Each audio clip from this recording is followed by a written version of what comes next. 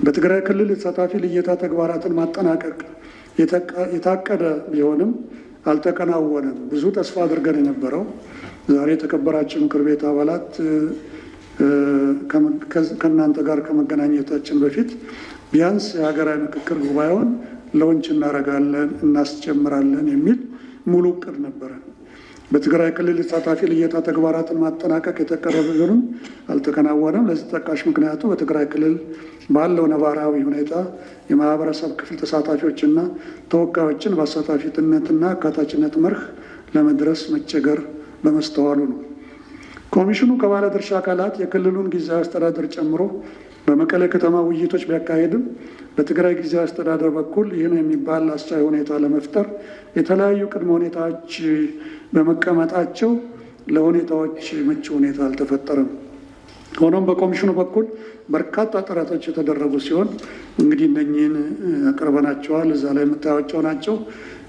በተለይ ከዚህ ከኮሃ ስምምነት ወይም ከፕሪቶሪያ አግሪመንት ስምምነት ከተደረገ በኋላ በጊዜው ከነበሩት የክልሉ ጊዜያዊ ፕሬዚዳንት ጀምሮ እስካሁን እስካሉት ሌተና ጀነራል ታደሰ ድረስ እጅግ በርካታ ስብሰባዎችን እዚያም እዚህም እጅግ በርካታ የትረስት ቢልዲንግ ነው የምንለው የመተማመን ፈጠራ ሂደትን በማድረግ እዛ ካሉ የተለያዩ ማህበረሰብ ክፍሎች ትግራይም ላይ መቀሌም ላይ በርካታ ስብሰባዎችን አካሂደናል እና እነኝህንም ትንሽ ለእናንተ እንዲሁ ተጨባጭ እንዲሆን በሚል ነው በገጽ 19ና 20 እንዲሁም 21 በሚገባ በዝርዝር ለማስቀመጥ የሞከር ነው።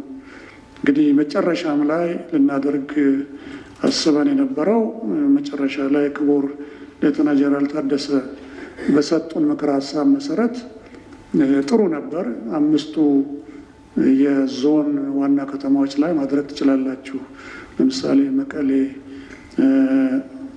አክሱም፣ አዲግራት፣ ማይጨው እና ሽሬ ላይ ማድረግ ትችላላችሁ፣ ህብረተሰቡን በቀላሉ ልትደርሱ ትችላላችሁ ብለው በሰጡን እጅግ መልካም የሆነ ምክር ሀሳብ መሰረት ብዙ ከፍተኛ ዝግጅት እያደረግን ነበረ። መጨረሻ ላይ የህጻጽ ጉዳይ የተፈጠረ እና ከዚያ በኋላ ከዚያ ጋር ተያይዞ እንግዲህ እሳቸውም ግሪን ላይቱን ጀምሮ የሚለውን ፍቃድን ከሳቸው ስላላገኘን አሁንም ይሄ ይገኛል ብለን ተስፋ እናደርጋለን። ግን አሁንም ቢሆን ዝም አላለም። ምክንያቱም በእኛ እምነት የትግራይ ህዝብ በዚህ ሀገራዊ ምክክር ጉባኤ ላይ አጀንዳውን አቅርቦ የሚገባ ተወያይቶ ተመካክሮ ከሌሎቹ ኢትዮጵያውያን ወገኖቹ ጋር በጋራ መግባባት ላይ ደርሶ አንድ ደረጃ ላይ ሀገራችን በሰላሙ ግንባታ ሂደት ትደርሳለች ብለን የኢትዮጵያ ሀገራዊ ምክክር ኮሚሽን አባላት እናምናለንና ስለዚህ አሁን የያዝነው ሂደት በመቀሌ ላይ ይህንን ስብሰባ ወይም ይህን ሂደት ማድረጉ እጅግ ተገቢ ስለሆነ እስከዚያው ድረስ ግን እንግዲህ 93% ስራን ጨርሶ በእርግጥ እዚህ ላይ ስታቲስቲክስ የሚባለው ቁጥር በጭራሽ አይገባም። ምክንያቱም እዚህ የምንነጋገረው ስለ ክልል ነው። እዚህ የምንነጋገረው ስለ አንድ ትልቅ ሁሉም ክልሎቻችን ትልልቆች ናቸው። ስለዚህ ስታቲስቲክሱን ሳይሆን የምንከተለው ድርጊቱን በመሆኑ ምን ማድረግ ይሻላል በሚል የኢትዮጵያ ሀገራዊ ምክክር ኮሚሽን የሰጠው ምክር ሀሳብ በቀጣዮቹ ሳምንታት ወደ ሮብ ገደማ ከፍተኛ ጥሪ እዚሁ አዲስ አበባ ላይ በማድረግ የመጨረሻው ምክር ሀሳብ እዚህ አዲስ አበባ ከሚገኙ ተጋሩ እና ከተለያየ ቦታ ትግራይንም ጨምሮ ወደዚህ ከሚመጡ ማህበረሰብ ክፍሎች ጋር በሚገባ በመነጋገር በቀጣይ እንግዲህ አጀንዳ ስብሰባ ሂደቱን ለጊዜው ትግራይ ላይ ማካሄድ ካልተቻለ አዲስ አበባ ላይ ማድረግና ስራውን ማስጀመር ነው። ይህ ማለት ግን የናሽናል ዳያሎግ ጉባኤው ተጀምሮም ቢሆን ትግራይን ወደ ኋላ አያደርግም። የናሽናል ዳያሎግ ጉባኤው ተጀምሮም ቢሆን ታጣቂዎችንም ሆነ ሌሎች ለጊዜው ወደ ናሽናል ዳያሎጉ ያልመጡ የፖለቲካ ፓርቲዎችንም ጭምር ወደ ኋላ የሚያደርግ ሂደት የለንም። ስለዚህ አሰራራችን ክፍት ነው። አጀንዳን በማንኛውም ጊዜ መምጣት ይቻላል። ስለዚህ የመጣ አጀንዳ በሚገባ ፊልተር ሆኖ ወደ ጉባኤውም ቢመነዘርም እንኳን እንግዲህ ስራዎች የሚቀጥሉ ነው የሚሆነው።